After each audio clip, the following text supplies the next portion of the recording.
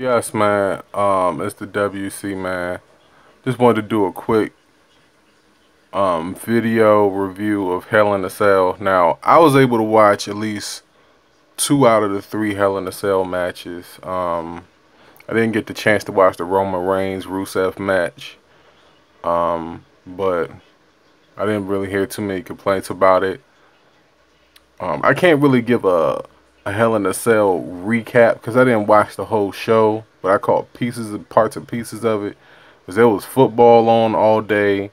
The World Series is going on right now, but I wanted to make sure I watched the main event between Sasha Banks and Charlotte, and that's kind of what this video is about. So I'm gonna give a review of that match. Um,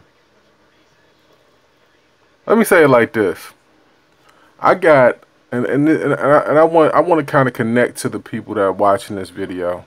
All right, I got about maybe six, maybe seven emails from the WWE asking me, "Oh, when are you gonna come back? When are you gonna start your subscription up?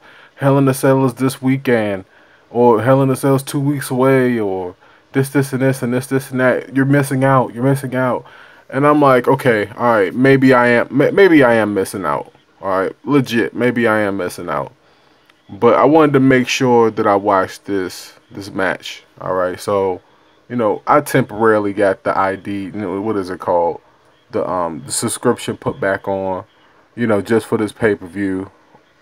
Um, so I wanted to see the main event for the most part because I knew I wasn't gonna be able to watch the thing from the beginning to the end. Because like I said, there's Sunday Night Football on, World Series going on, sports going on all day. NBA basketball's on right now. You know what I'm saying? So I'm a sports head, so I'm watching everything. Hockey is on right now. I'm watching that too.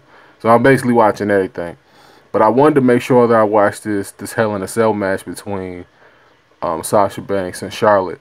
Now let me give an honest review of that match in particular. That's basically what the title of this video is probably going to be.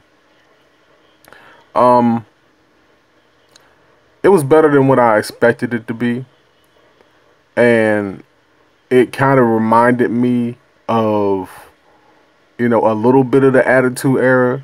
You know what I'm saying? It had that feel to it where these women were just being completely reckless.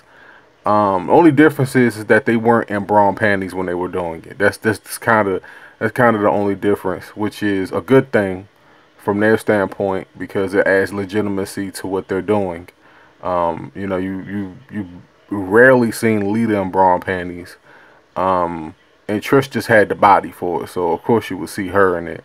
But these women, they're not exploited like that. They're not spotlighted like that, which is encouraging for the wrestling product. But there was parts of this match that were just like, I don't know, just like you can kind of see why they don't do these type of matches for women. You can see it like in certain spots. Like the ending of the match was it was melodramatic where, where it was just like, or no, it was an unenthusiastic ending to the match. But everything else in between was pretty good. They used the chairs well. They did not do well with the tables. They brawled well. Don't you know what they did? They did the first table spot that they did was pretty darn good. But the next two that they did after that was terrible. The way that the match ended was terrible. The way that the match began kind of caught me off guard. I thought that one of them was going to climb off climb up the cage and then jump off. I thought that they was going to do something like that. But of course, with the product being PG, we didn't see any blood in all three of the matches. I'm pretty sure that none of the matches had blood whatsoever. I did see the Kevin Owens spot where he went through the two tables. That was pretty good. But this pay-per-view overall, I can't really judge it. But the main event, I can give that match about a solid 6.5 out of 10. I mean, it's not something that you'll say that is an instant classic. You know what I'm saying? Somebody please get Michael Cole off of commentary. These people, I mean, like I said, these guys are really hard to listen to. Byron Saxton is hard to listen to. I don't mind Corey Graves, necessarily, but he's starting to get on my nerves too.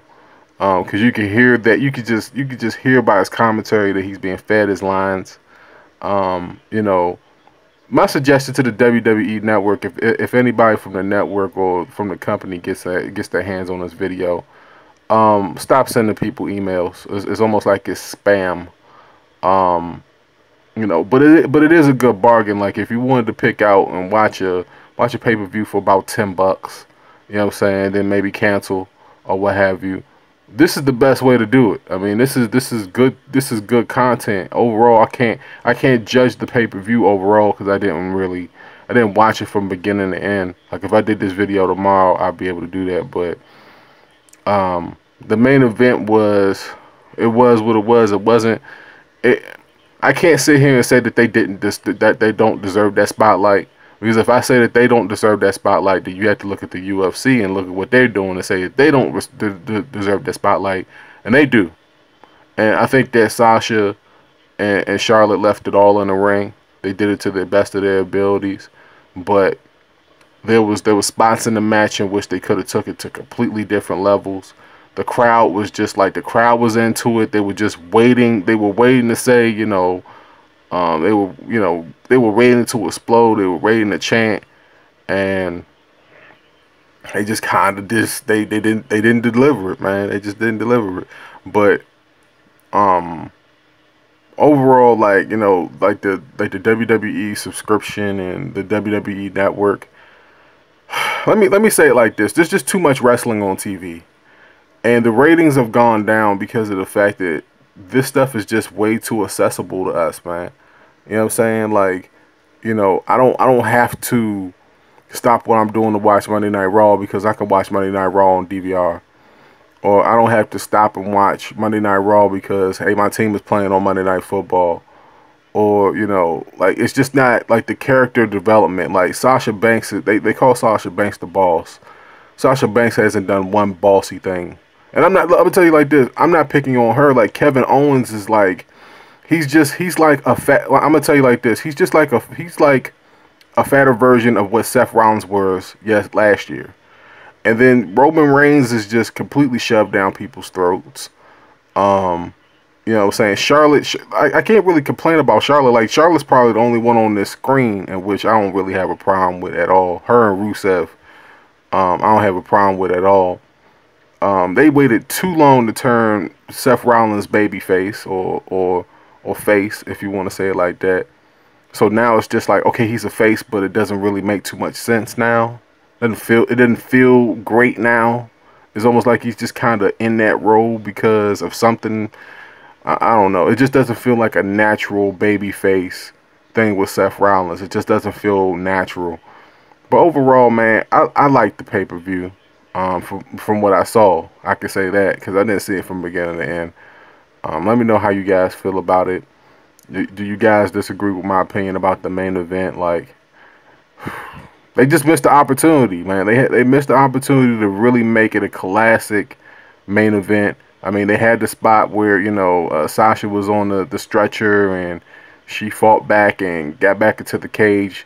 You know, like I said, there's just little spots that they missed, and you know, but it is what it is. You know, I have to be super critical of it because, hey, they asking me for $10 a month. Of course, I'm going to be super critical of it. All right, so let me know how you guys feel. WC, I'm gone for now.